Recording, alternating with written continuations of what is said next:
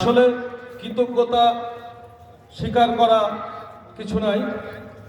আমাদের 5ই আগস্টের পরে যে দেশের একটা অস্থিতিশীল পরিস্থিতি ছিল বেশ কিছুদিন যাবৎ, এই ইসলামিক আন্দোলনের 16 নম্বর ওয়ার্ড সহ খুলনা যারা নেতৃবৃন্দ আছেন সার্বক্ষণিক আমাদের সাথে যোগাযোগ করেছেন এবং আমাদের এই মন্দির দল মত নির্বিশেষে ধর্ম বর্ণ নির্বিশেষে ওনারা সারাটা রাত জেগে ওনারা পাহারা দিতেন।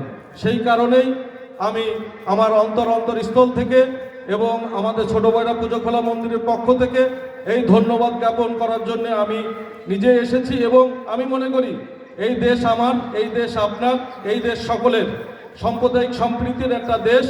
এবং আমার কৃতজ্ঞতা প্রকাশ করে আমি ছোট করব না সবাইকেই। তাদের যে আন্তরিকতা আমরা পেয়েছি আমরা আজীবন মনে রাখব এবং সারাটা জীবন আমরা যেন এইভাবে থাকতে পারি এই আশাবাদ ব্যক্ত করি এবং সকলকেই এই ইসলামিক আন্দোলনের দিন দিন আরও সমৃদ্ধিত্ব লাভ করুক, সাম্প্রদায়িক সম্প্রীতির একটা দৃষ্টান্ত উদাহরণ হয়ে থাক। আমরা সকলে কাঁধে কাঁধ মিলে কাজ করব এই আশাবাদ ব্যক্ত করে এবং সকলকে আবারই আন্তরিক ধন্যবাদ জ্ঞাপন করে আমি আমার এই সংক্ষিপ্ত বক্তব্য শেষ করছি। ধন্যবাদ সকলকে, ধন্যবাদ।